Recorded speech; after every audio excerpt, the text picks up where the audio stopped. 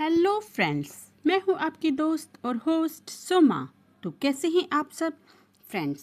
अगर आपको मेरी ये कहानी ज़रा भी पसंद आई तो प्लीज़ मेरी वीडियो को लाइक और मेरे चैनल को सब्सक्राइब ज़रूर करें। तो देर ना करते हुए शुरू करते हैं कहानी। तो ही मेरा जुनून। एक लड़की ज़ोर ज़ोर से दरवाज़ा पीटते हुए चिल्ला रही थी, दरवाज़ा खोलो, कोई है, प्लीज़ दरवाज़ा खोलो। पर उसकी आवाज़ सुनने वाला वहाँ कोई नहीं था। जब वह चिल्लाते चिल्लाते थक गई तो वहीं ज़मीन पर बैठकर सोचने लगी, आशी, तेरे साथ ही ऐसा क्यों होता है? अच्छी खासी घर पर सो रही थी, पर नहीं, तुझे तो दूसरों की मदद करने का भूत चढ़ा रहता है। ले और कर ले मदद। 3 घंटे पहले आशी खाना खाकर अपने कमरे में आई। आज उसने सोचा था कि वह जल्दी सो जाएगी ताकि सुबह जल्दी उठकर अपने इंटरव्यू की तैयारी कर सके।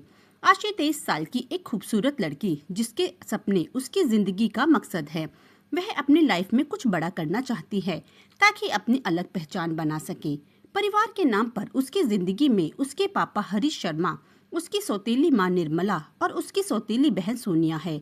आशी की माँ की मौत उसके जन्म के समय ही हो गई थी, जिसके कारण आशी की परवरिश के लिए उसके पापा ने दूसरी शादी कर ली। कुछ दिनों तक तो निर्मला जी आशी का अच्छे से ख्याल रखती, पर धीरे धीरे उन्होंने अपना असली चेहरा दिखाना शुरू कर दिया। आशी घंटों अकेले रोती रहती, पर वह कभी आशी को चुप कराने की कोशिश नहीं करती। उल्टा कभी कभी तो वह उस मासूम सी बच्ची पर हाथ भी उठा दिया करती। 2 साल बाद निर्मला जी ने सोनिया को जन्म दिया। अब तो उन्होंने पूरी तरह से आशी को नौकरों के भरोसे छोड़ दिया। वह ना तो उसके पास जाती, ना ही उसे अपने पास आने देती। धीरे धीरे आशी ने इन्हीं हालातों में जीना सीख लिया। लेकिन वह अपनी बहन सोनिया को बहुत प्यार करती थी, मगर निर्मला जी उसे सोनिया के पास भी नहीं जाने देती। आशी जब 10 साल की हुई तो उसने 2 नौकरों को बात करते सुन लिया, जो कि आशी के बारे में ही बात कर रहे थे। बेचारी बच्ची, अगर इसकी माँ आज जिंदा होती तो शायद आज इन हालातों में ना होती। तब आशी को पता चला कि निर्मला जी उसकी असली माँ नहीं है, और जब इस बात की पुष्टि करने के लिए उसने निर्मला जी से पूछा कि क्या वह उसकी असली माँ नहीं है, तो उन्होंने बिना यह सोचे कि आशी पर इसका क्या असर पड़ेगा, उसे साफ साफ कह दिया कि वह उसकी माँ नहीं है। उसकी माँ तो उसे जन्म देते ही मर गई। यह सच जानकर उस बेचारी छोटी सी बच्ची को गहरा सदमा लगा। इस सच ने उसका बचपन उससे छीन लिया। वह समय से पहले ही बड़ी हो गई। अब तो निर्मला जी ने उससे बिल्कुल किनारा कर लिया। वह बार बार हरीश जी को भी आशी के खिलाफ भड़काती रहती, ताकि वह सिर्फ उनकी बेटी सोनिया को ही प्यार करे। धीरे धीरे उन्होंने हरीश जी को भी आशी से दूर कर दिया। अब इतने बड़े घर में आशी सबके बीच भी अकेली थी, पर उसने अपनी जिंदगी इन सभी दुखों के साथ जीना सीख लिया। जैसे जैसे आशी बड़ी होती गई, उसकी खूबसूरती भी बढ़ती गई। निर्मला जी जब आशी की खूबसूरती देखती तो सोनिया की खूबसूरती उन्हें फीकी लगती। इसलिए अब तो आशी के लिए उनके दिल में और भी नफरत बढ़ गई। उन्होंने सोनिया के मन में भी आशी के खिलाफ बीज बोना शुरू कर दिया, जो कि अब एक बड़ा पेड़ बन चुका था। सोनिया भी आशी के खिलाफ अपनी माँ की साजिशों में उसका साथ देने लगी, पर आशी इन सबसे अनजान आज भी सोनिया को अपनी प्यारी छोटी बहन समझती, और इसी रिश्ते को निभाने के लिए वह आज इस मुसीबत में फंस गई। जब वह बिस्तर पर लेटने वाली थी, तभी उसके फोन पर सोनिया की कॉल आई। जैसे ही वह फोन उठाती है तो दूसरी तरफ से सोनिया की दोस्त की आवाज आई, आशी, तुम जल्दी से क्लब आ जाओ, सोनिया बेहोश हो गई है। यह सुनते ही आशी फौरन क्लब के लिए निकल गई। जब वह क्लब पहुंची तो सोनिया उसे कहीं नहीं दिखी, इसलिए वह उसे कॉल करने लगी, पर सोनिया का फोन भी बंद आ रहा था। आशी उसे यहाँ वहाँ ढूंढने लगी। सोनिया को ढूंढते ढूंढते जब वह यहाँ पहुंची तो किसी ने उसे इस कमरे में धक्का दे दिया और बाहर से दरवाजा बंद कर दिया। आशी को चिल्लाते चिल्लाते काफी देर हो गई थी, इसलिए वह थक कर बैठ गई और सोचने लगी, अगर वह यहाँ से नहीं निकली तो कल सिन्हा इंडस्ट्रीज में जो उसका इंटरव्यू है वह उसे नहीं दे पाएगी।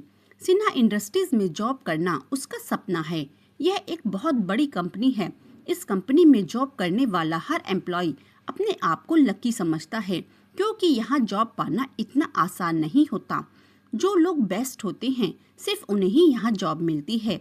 यही सब सोचकर आशी ने भी इस कंपनी में जॉब के लिए अप्लाई कर दिया और कल ही उसे इंटरव्यू के लिए कॉल आई थी।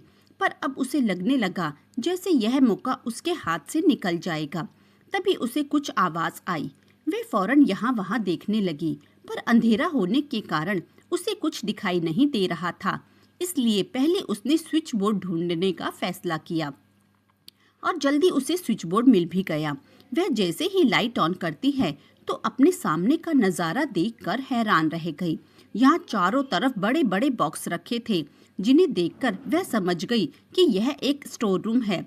फिर वह आसपास देखने लगी, जिससे उसे बाहर निकलने का रास्ता मिल सके, मगर उसे ऐसा कुछ भी नहीं दिखता जिससे वह बाहर निकल सके। तभी उसे फिर से कुछ आवाज आई।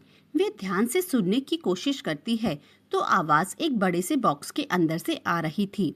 वह धीरे धीरे उस बॉक्स की तरफ बढ़ने लगी। उसे डर भी लग रहा था, पर वह हिम्मत करके उस बॉक्स को खोलकर देखती है तो उसमें एक 3-4 साल का बच्चा था, जिसके हाथ पैर और मुंह बंधे थे। आशी जल्दी से उस बच्चे को बाहर निकालती है और उसके हाथ पैर और मुंह खोल देती है। आशी देखती है कि वह बच्चा उससे डर रहा है, तो वह प्यार से उसके सिर पर हाथ फेरते हुए बोली, डरो मत, मैं तुम्हें कोई नुकसान नहीं पहुंचाऊंगी। और उसे अपनी गोद में उठाकर अपने सीने से लगा लेती है। उसे अपने सीने से लगाकर ना जाने क्यों आशी को बहुत अच्छा लगा। वह बच्चा भी आशी के सीने से लगकर शांत हो गया। शायद उसने भी महसूस कर लिया कि आशी से उसे कोई खतरा नहीं। जब आशी ने महसूस किया कि वह बच्चा शांत हो गया है तो वह उससे पूछने लगी, बेटा आपका नाम क्या है और आप यहाँ कैसे आए? आशी के पूछने पर वह गौर से आशी को देखने लगा। आशी ने फिर से उससे पूछा, बेटा आपका नाम क्या है? अब की बार वह धीरे से बोला, माय नेम इज चीकू। उसकी प्यारी सी आवाज सुनकर आशी के चेहरे पर मुस्कान आ गई। वह उससे बोली, अरे वाह, तुम्हारा नाम तो मेरा फेवरेट है, क्योंकि चीकू मुझे बहुत पसंद है और अब से तुम भी मेरे फेवरेट हो। धीरे धीरे वह चीकू से बातें करके उसे नॉर्मल करने लगी ताकि उसके बारे में जान सके। वह चीकू से पूछती है कि वह यहाँ कैसे आया, तो चीकू उसे बताता है कि वह अपने पापा के साथ आया था।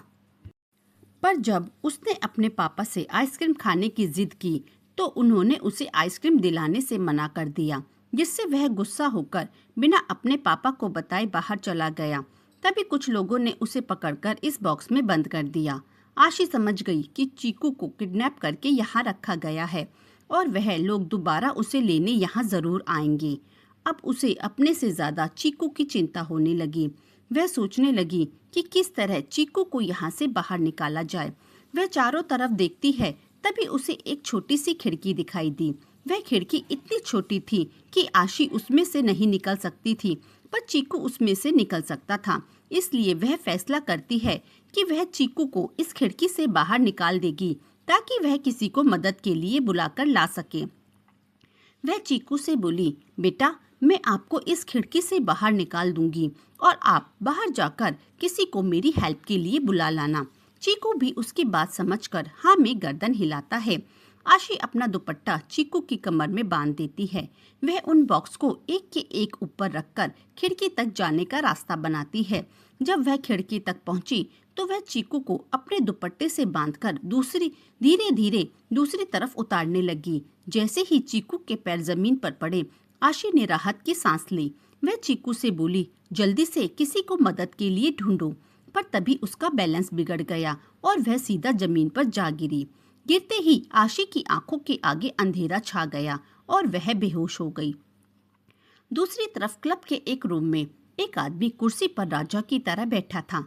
उसके सामने क्लब का मैनेजर हाथ जोड़कर उससे माफी मांगते हुए बोला, सर मैंने अपने पूरे स्टाफ को छोटे साहब को ढूंढने में लगा दिया, वह जल्दी मिल जाएंगे। यह सुनकर उस आदमी का गुस्सा और बढ़ गया। वह मैनेजर पर चिल्लाते हुए बोला, मिल जाएगा से तुम्हारा क्या मतलब है? मैंने तुम्हें 15 मिनट का टाइम दिया था मेरे बेटे को ढूंढने का और अब तुम्हारा टाइम खत्म हो चुका। अब मैं अपने तरीके से अपने बेटे को ढूंढूंगा। यह सुनते ही मैनेजर उसके पैरों में गिर गया, क्योंकि वह जानता था कि आरव सिन्हा का तरीका क्या है।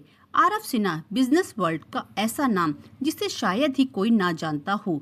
अगर वह चाहे तो 1 मिनट में इस क्लब को खरीद सकता था और 5 मिनट में इसे बर्बाद भी कर सकता था। मैनेजर आरव के पैर पकड़ते हुए बोला, सर प्लीज बस कुछ मिनट और दे दीजिए। तभी दरवाजा खुला और चीकू एक बॉडीगार्ड के साथ अंदर आया। जैसे ही आरव चीकू को देखता है तो उसका सारा गुस्सा शांत हो गया। वह चीकू को गोद में उठाकर बोला, आप कहाँ चले गए थे? पता है मैं कितना परेशान हो गया था। पर चीकू उसकी बात का कोई जवाब नहीं देता, पर वह जो बोलता है उसे सुनकर सब हैरान जरूर हो जाते हैं। चीकू उससे बोलता है, पापा मम्मी की हेल्प करो। यह सुनते ही सब हैरानी से चीकू को देखने लगे। सबको पता था कि चीकू की माँ नहीं है। चीकू आरव को खींचकर उस तरफ ले जाने लगा जहाँ आशी बंद थी। उस कमरे के सामने पहुंचकर वह दरवाजा खोलने की कोशिश करने लगा, पर उसके नन्हे नन्हे हाथों से कहाँ दरवाजा खुलने वाला था। चीकू की हरकत देखकर आरव मैनेजर से बोला, यह दरवाजा खोलो। उसकी बात सुनकर मैनेजर जल्दी से दरवाजा खोलता है। दरवाजा खुलते ही चीकू दौड़कर अंदर आ गया। वह आशी के पास जाकर उसे उठाने की कोशिश करने लगा। बाकी सब भी अंदर आ गए और अंदर एक लड़की को देखकर सब हैरान रह गए। आरव जैसे ही चीकू के पास आया, चीकू आरव से बोला, पापा हेल्प मम्मा। आरव कुछ देर तक आशी को देखता रहा, फिर उसे अपनी गोद में उठाकर बाहर ले आया। सुबह का समय, आशी की आंख खुली तो वह अपने आप को अनजान जगह देखकर घबरा गई। तभी उसे महसूस हुआ कि कोई उसकी बगल में लेटा हुआ है। वह मुड़कर देखती है तो चीकू उसकी बगल में उसे पकड़े सो रहा था। चीकू को देखकर आशी के चेहरे पर एक प्यारी सी मुस्कान आ गई। वे प्यार से उसके सिर पर हाथ फेरती है। तभी चीकू भी नींद से जाग गया। जब वह आशी को देखता है तो उसके गले लगते हुए बोला, मम्मा आप जाग गई? चीकू ने आपको कितना उठाया पर आप उठे ही नहीं। फिर पापा आपको उठाकर यहाँ ले आए। तभी दरवाजा खुला और आरव अंदर आया। आरव को देखकर आशी की आंखें हैरानी से बड़ी हो गई। आज तक जिस इंसान को वह सिर्फ टीवी और मैगजीन्स में ही देखती थी, वह आज उसके सामने खड़ा था। वह बिना पलके झपकाए सिर्फ आरव को ही देख रही थी। आरव अपना गला साफ करते हुए बोला, कैसे हैं आप? पर आशी को तो जैसे उसकी आवाज़ सुनाई ही नहीं दे रही थी। वह अब भी उसे ऐसे ही देखती रहती है। चीकू बोला, मम्मा क्या देख रही हो? पापा आपसे कुछ बोल रहे हैं। चीकू के बोलने से आशी अपने होश में आई। वह आरव की तरफ देखकर बोली, मैं ठीक हूँ, पर मैं यहाँ कैसे आई? तब आरव उसे बताता है कि कल रात वह बेहोश हो गई थी, जिसके कारण वह उसे उठाकर यहाँ ले आया। आशी चीकू से पूछती है, बेटा आप कैसे हो? आपको कहीं चोट तो नहीं लगी? चीकू अपनी गर्दन नाम में हिलाते हुए बोला, मम्मा चीकू बिल्कुल ठीक है। मैं पापा को आपकी हेल्प के लिए बुलाकर लाया था। आशी उसके गाल पर प्यार करते हुए बोली, थैंक यू मेरी हेल्प करने के लिए। चीकू खुश होते हुए बोला, ऐसा थैंक यू पापा को भी कीजिए ना, क्योंकि पापा ने भी आपकी हेल्प की है। यह सुनकर आशी का चेहरा शर्म से लाल हो गया। उसकी हिम्मत भी नहीं हुई कि वह एक नज़र आरव की तरफ देख सके। वह सिर झुकाकर आरव को थैंक यू बोलती है। आरव उससे पूछता है कि चीकू उसे कहाँ मिला और वह उस स्टोर रूम में क्या कर रही थी। आशी उसे कल रात जो भी हुआ वह सब बताती है। वह उसे यह भी बताती है कि उसे अपने बेटे का अच्छे से ध्यान रखना चाहिए। उसकी बात सुनकर आरव तेज आवाज में बोला, मुझे पता है कि मुझे अपने बेटे का कैसे ख्याल रखना है। उसकी तेज आवाज सुनकर आशी डर गई और खड़े होते हुए बोली, मुझे अब चलना चाहिए। यह कहकर वह जैसे ही जाने को हुई, चीकू उसके पैरों से लिपट गया और बोला, मम्मा आप कहाँ जा रही हो? आप यहाँ हमारे पास क्यों नहीं रहती? आशी प्यार से उसे अपनी गोद में उठाते हुए बोली, बेटा मैं आपकी मम्मा। इसके आगे वह कुछ बोल पाती। आरव चीकू से बोला, चीकू मम्मा को कुछ काम है, इसलिए अच्छे बच्चे बनो और उन्हें जाने दो। पर चीकू जिद करते हुए बोला, नहीं पहले जब मम्मा गई थी तो अब वापस आई हैं, अब मैं उन्हें कहीं नहीं जाने दूंगा। वह और जोर से आशी को पकड़ लेता है। आशी को समझ नहीं आता कि आखिर चीकू उसे बार बार मम्मा क्यों बोल रहा है और आरव भी उसे सच बताने की बजाय उसका साथ दे रहा है। आरव चीकू से आशी से छुड़वाते हुए बोला, चीकू अब मम्मा कहीं नहीं जाएगी, वह हमेशा तुम्हारे साथ रहेगी। बस उन्हें कुछ जरूरी काम है इसलिए वह जा रही है। पर चीकू जोर जोर से रोने लगा। ना जाने क्यों चीकू के रोने से आशी का दिल दुखने लगा। वह चीकू को समझाते हुए बोली, चीकू बेटा मैं सिर्फ थोड़ी देर के लिए ही जा रही हूँ। जब मैं वापस आऊंगी तो हम दोनों खूब सारी मस्ती करेंगे। इसी तरह वह चीकू को अपनी बातों से बहलाकर चली जाती है। पूरे रास्ते उसके दिमाग में सिर्फ एक ही बात घूम रही थी, आखिर चीकू उसे अपनी माँ क्यों समझ रहा था और आरव ने भी उसे सच नहीं बताया। घर पहुंचते ही एक नया तूफान उसके सामने खड़ा था। सामने हरीश जी सोफे पर बैठे उसका इंतजार कर रहे थे। जैसे ही वह घर में कदम रखती है, हरीश जी गुस्से में उससे बोले, कहाँ थी पूरी रात? उनका सवाल सुनते ही आशी के बढ़ते हुए कदम रुक गए। तभी निर्मला जी हरीश जी के कंधे पर हाथ रखते हुए बोली, आराम से बात कीजिए, जवान लड़की है। हरीश जी बोले, जवान लड़की है तभी तो चिंता है। सोनिया आशी के पास आकर बोली, दी आपको मैंने कहा था ना कि पापा गुस्सा करेंगे, इसलिए जल्दी घर आना, पर आपने मेरी बात नहीं मानी। अब देखिए पापा कितना गुस्सा कर रहे हैं। आशी उसे देखते हुए बोली, पर कल तुमने ही तो मुझे क्लब बुलाया था। सोनिया बोली, मैंने आपको कब बुलाया? बल्कि जब आपने कहा कि आप क्लब जा रही हैं तो मैंने आपको रोका भी था, पर आपने मेरी एक बात नहीं मानी और चली गई। आशी जैसे ही अपनी सफाई में कुछ बोलने वाली थी, हरीश जी उस पर चिल्लाते हुए बोले, बस अब मुझे कुछ नहीं सुनना। एक तो गलती करती हो, ऊपर से झूठ भी बोल रही हो। अब से तुम कहीं नहीं जाओगी, जल्दी मैं तुम्हारी शादी कर दूंगा। यह कहकर वह अपने कमरे में चले गए। आशी नम आंखों से उन्हें जाते हुए देखती रही। यह पहली बार नहीं था जब बेकसूर होते हुए भी उसे कसूरवार ठहरा दिया गया था। वह एक नज़र अपनी सौतेली माँ और बहन को देखती है जो उसकी बेबसी पर हंस रही थी।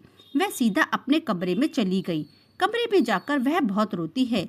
जब रो रो कर उसका मन थोड़ा हल्का हुआ तो वह उठकर तैयार होने लगी। घड़ी में 11 बज रहे थे। उसके इंटरव्यू का टाइम निकल चुका था, पर वह फिर भी एक बार कोशिश करना चाहती थी, इसलिए सिन्हा इंडस्ट्रीज की तरफ निकल गई। वहां पहुंचकर वह रिसेप्शन पर इंटरव्यू के बारे में पूछती है तो वहां बैठी लड़की उसे बताती है कि इंटरव्यू अभी चल रहे हैं। अगर उसका नाम अनाउंस नहीं हुआ होगा तो वह अभी इंटरव्यू दे सकती है। यह जानकर आशी को थोड़ी राहत मिली और वह उस तरफ बढ़ गई जहां इंटरव्यू हो रहे थे। अभी भी वहां कुछ लोग बैठे थे और अपनी बारी का इंतजार कर रहे थे। आशी भी वहीं बैठकर इंतजार करने लगी कि शायद उसका नाम भी अनाउंस हो जाए। एक एक करके सबके नाम अनाउंस करके उन्हें इंटरव्यू के लिए भेजा जा रहा था। अब सिर्फ आशी और एक लड़की ही बची थी। तभी एक आदमी वहां आया और पूछने लगा, आप में से मिस नेहा कौन है? वह लड़की खड़े होते हुए बोली, मैं हूँ। वह उसे अंदर जाने का बोलकर जैसे ही जाने लगा, आशी उससे पूछती है, सर क्या आशी नाम की कैंडिडेट की अनाउंसमेंट हो चुकी है? वह आदमी लिस्ट में नाम चेक करके बोला, जी उनका 5th नंबर था पर वह आई ही नहीं। आशी उससे रिक्वेस्ट करते हुए बोली, मेरा नाम ही आशी है, मैं थोड़ा लेट हो गई थी, प्लीज आप मेरा इंटरव्यू करवा दीजिए। वह आदमी आशी को ऊपर से नीचे तक देखते हुए बोला, जो इंसान अपने इंटरव्यू पर भी टाइम से नहीं आ सकता, ऐसे लोगों को कंपनी जॉब पर नहीं रखती। यह कहकर वह चला गया। आशी उदास मन से वापस जाने लगी। जैसे ही वह नीचे जाने के लिए लिफ्ट का बटन दबाती है, तभी कोई उसका हाथ पकड़कर उसे खींचते हुए ले जाने लगा। आशी सिर उठाकर जैसे ही उसे देखती है तो चौंक जाती है। वह आरव था। आरव उसे लेकर सीधा अपने कैबिन में आ गया। वह कैबिन का दरवाजा बंद करते हुए बोला, तुम्हारा नाम आशी है और तुम मिस्टर हरीश शर्मा की बेटी हो, सही कहा ना मैंने? आशी उसे देखने लगी। वह फिर से उससे बोला, किसके कहने पर तुम यह सब कर रही हो? उसकी बात सुनकर आशी नासमझी में पूछती है, किसके कहने से कर रही हूँ मतलब? वह उस पर चिल्लाते हुए बोला, कल तुमने मेरे बेटे को बचाया और आज तुम मेरे ऑफिस में इंटरव्यू के लिए आ गई। साफ साफ बताओ किसने तुम्हें यहाँ भेजा है? उसकी बातें सुनकर आशी थोड़ा डरते हुए बोली, देखिए आपको कोई गलतफहमी हुई है, मैंने यह सब किसी के कहने पर नहीं किया। कल चीकू से मिलना सिर्फ एक इत्तेफाक था और आपके ऑफिस में जॉब करने के लिए मैंने कई दिन पहले ही अप्लाई किया था और 4 दिन पहले ही मुझे इंटरव्यू के लिए कॉल आई। उसकी बातें सुनकर आरव पूछता है, तो कैसा रहा तुम्हारा इंटरव्यू? आशी उदास होते हुए बोली, मैं लेट हो गई इसलिए मेरा इंटरव्यू नहीं हुआ। उसकी बात सुनकर आरव अपनी चेयर पर बैठते हुए बोला, बैठो, मुझे तुमसे कुछ बात करनी है।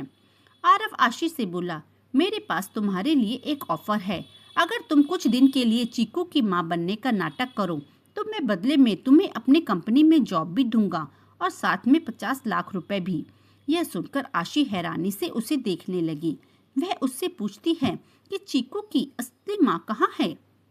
आरव उससे कहता है, मैं तुम्हारी बात का जवाब तभी दूंगा जब तुम मेरा ऑफर एक्सेप्ट कर लोगी। सोच लो, ऐसा ऑफर तुम्हें दोबारा नहीं मिलेगा। सिन्हा इंडस्ट्रीज में जॉब करना आशी का सपना था और इतने सारे पैसों से वह अपना एक अलग घर लेकर उसमें रह सकती थी, इसलिए वह उसका ऑफर एक्सेप्ट कर लेती है। आरव उसे बताता है कि चीकू उसका बेटा नहीं है, बल्कि उसके भैया भाभी का बेटा है, जिनकी मौत 3 साल पहले एक कार एक्सीडेंट में हो गई थी। तब से उसने चीकू को अपने बेटे की तरह पाला है। चीकू नहीं जानता कि वह उसका पिता नहीं है और ना ही वह चाहता है कि यह बात उसे कभी पता चले, इसलिए यह बात सिर्फ तुम अपने तक ही रखोगी। आशी उससे पूछती है, पर वह मुझे क्यों अपनी माँ समझता है। आरव उसे समझाते हुए बोला, चीकू हमेशा अपनी माँ को याद करता है, मगर हमारे घर में कोई भी ऐसा नहीं जो उसे माँ का प्यार दे सके। उस दिन जब तुमने उसकी जान बचाई तो तुमने उसे बेटा कहकर अपने सीने से लगा लिया। आज तक वह जिस माँ की ममता के लिए तरस रहा था, उसे तुम में वह माँ दिखाई दी, इसलिए उसने तुम्हें अपनी माँ समझ लिया। आशी उसकी बात समझ गई। वह अगले दिन से ही आशी को अपने घर रहने के लिए बोल देता है। आशी भी अब उस घर में रहना नहीं चाहती थी जहाँ उसकी इज्जत ना हो, इसलिए वह हरीश जी से यह बोल देती है कि दूसरे शहर में उसकी नौकरी लग गई है, इसलिए उसे वहाँ जाकर रहना पड़ेगा। पहले तो हरीश जी मना करते हैं, फिर निर्मला जी के समझाने पर मान जाते हैं। निर्मला जी तो कब से चाहती थी कि आशी इस घर से चली जाए, और आज वह यह मौका अपने हाथों से कैसे जाने दे सकती थी। आशी अपना सामान पैक करके आरव के घर आ गई। आरव उसका सामान गेस्ट रूम में रखवाकर उसे चीकू के बारे में सब बताता है। चीकू आशी को देखकर बहुत खुश हुआ। वह आशी के गले लगते हुए बोला, मम्मा, आप अब हमेशा हमारे साथ रहोगे। उसकी बात सुनकर आशी आरव की तरफ देखने लगी। आरव चीकू से बोला, बेटा, अभी तो मम्मा आपके साथ हैं, तो अभी आप उनके साथ मजे करो। चीकू आशी का हाथ पकड़कर उसे पूरा घर घुमाता है। आशी भी चीकू के साथ खुश थी। कुछ दिनों में आशी चीकू के साथ काफी घुल मिल जाती है। वह उसके साथ मिलकर हर वह काम करती है जो वह अपने बचपन में करना चाहती थी। उन्हें देखकर आरव को भी अब घर घर जैसा लगने लगा, क्योंकि उसके भैया भाभी के जाने के बाद यह घर बिल्कुल सूना हो गया था। आरव सिर्फ चीकू की वजह से ही घर आता था, पर जब से आशी घर आई थी, घर की रौनक फिर से लौट आई थी। कभी कभी आशी चीकू के साथ उसके कमरे में ही सो जाती। ऐसे ही एक दिन जब वह चीकू के साथ सोने की तैयारी कर रही थी, तभी आरव वहां आ गया। आरव को देखते ही आशी फौरन खड़े होते हुए बोली, आप यहाँ, वो भी इस वक्त? आरव चीकू के पास बैठते हुए बोला, अपने बेटे से मिलने के लिए मैं किसी भी समय आ सकता हूँ। वह चीकू के पास बैठते हुए बोला, तो क्या कर रहा है मेरा बेटा? चीकू आरव की गोद में चढ़ते हुए बोला, चीकू सोने जा रहा है। मम्मा ने कहा है अगर मैं जल्दी सोऊंगा तो सुबह जल्दी उठूंगा, फिर मम्मा मुझे अपने साथ गार्डन ले जाएंगी और हम दोनों साथ में एक्सरसाइज करेंगे। उसकी बात सुनकर आरव मुस्कुराते हुए बोला, ये तो बहुत अच्छी बात है, चलो फिर जल्दी से सो जाओ। यह कहकर वह जाने लगा तो चीकू उसका हाथ पकड़ते हुए बोला, पापा, मेरे सारे फ्रेंड्स कहते हैं कि वो अपने मम्मी पापा के साथ सोते हैं, पर आप तो मुझसे और मम्मा से अलग सोते हैं, ऐसा क्यों? मुझे भी आप दोनों के साथ सोना है। उसकी बात सुनकर आरव आशी की तरफ देखने लगा, जो कि उसे ही देख रही थी। आरव चीकू को समझाते हुए बोला, बेटा, मुझे रात में देर तक काम करना पड़ता है, उससे आपकी नींद खराब हो जाएगी, इसलिए मैं अलग रूम में सोता हूँ। चीकू बोला, पर पापा, मुझे तो आप दोनों के साथ ही सोना है।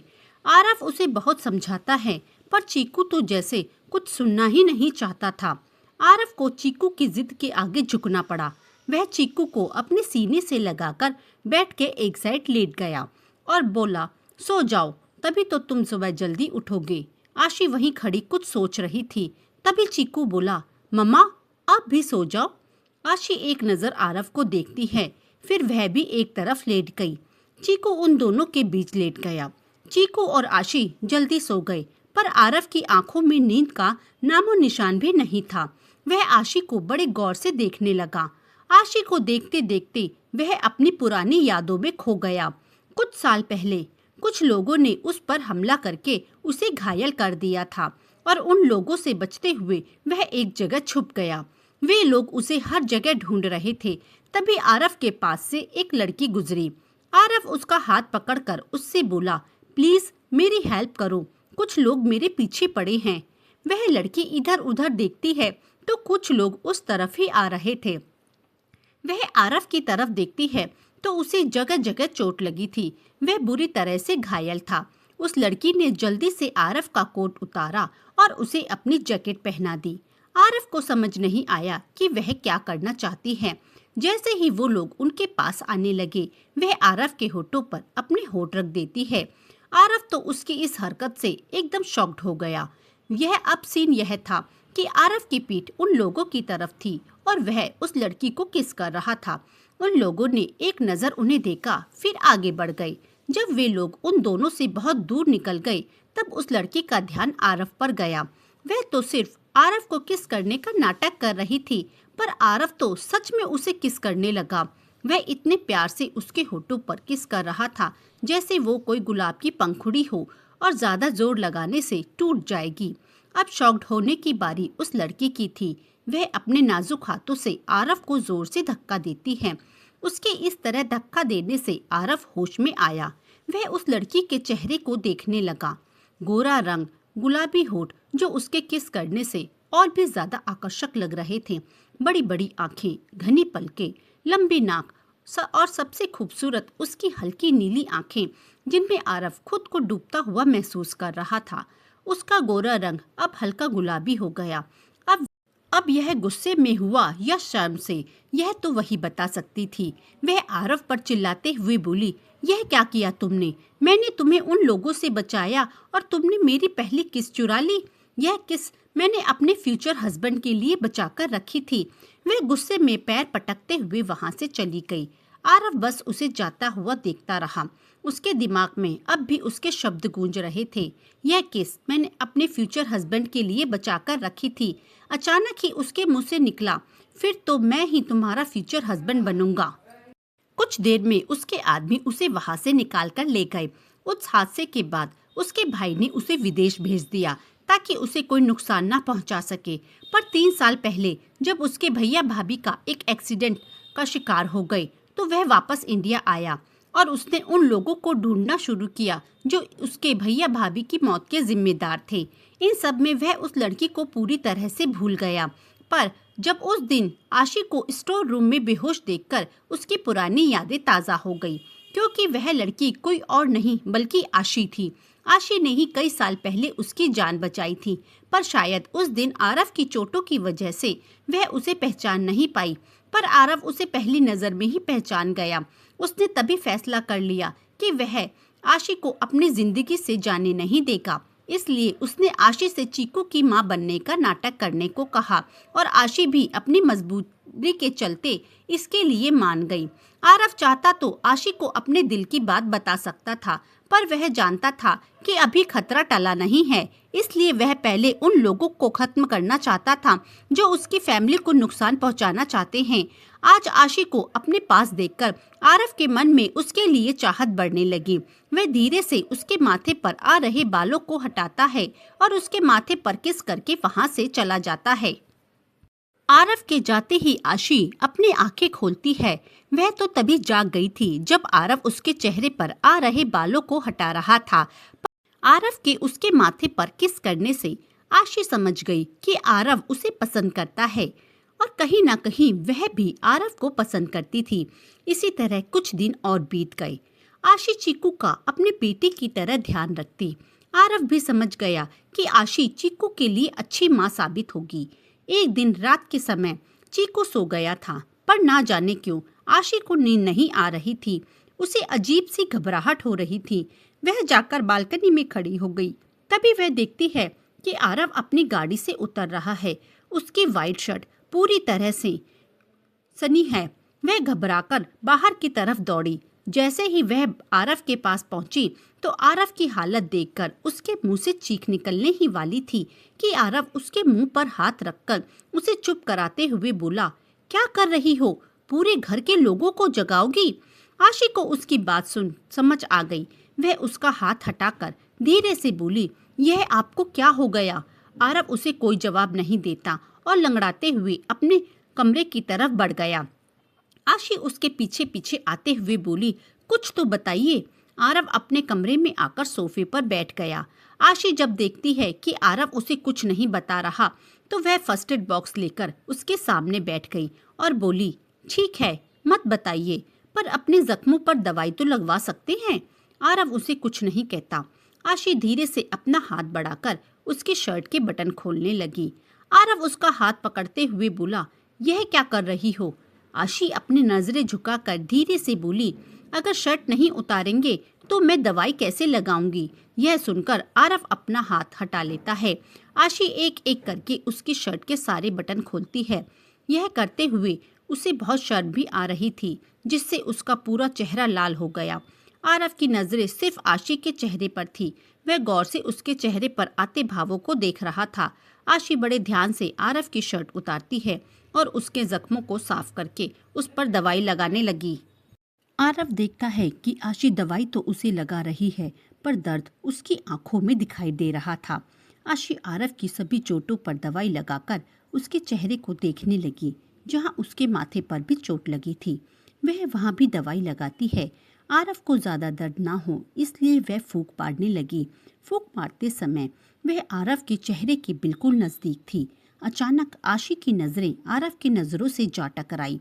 आरव भी आशी के चेहरे को देख रहा था। दोनों एक दूसरे की आंखों में देखने लगे। आशी को जब होश आया तो वह फौरन आरव से दूर हुई और फर्स्ट एड बॉक्स उठाकर वहां से चली गई। आरव चुपचाप जाकर बिस्तर पर लेट गया।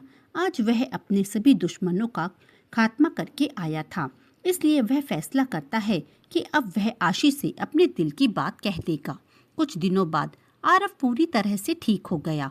इसी बीच आशी आरव का पूरा ध्यान रखती। एक दिन आरव आशी और चीकू को लेकर घूमने का प्रोग्राम बनाता है। वह चीकू और आशी को लेकर एक बहुत ही सुंदर जगह गया। सभी ने वहां बहुत मस्ती करी। चीकू थका होने के कारण रात में जल्दी सो गया। आरव जब चीकू से मिलने कमरे में आया तो आशी उसे बताती है कि चीकू सो गया है।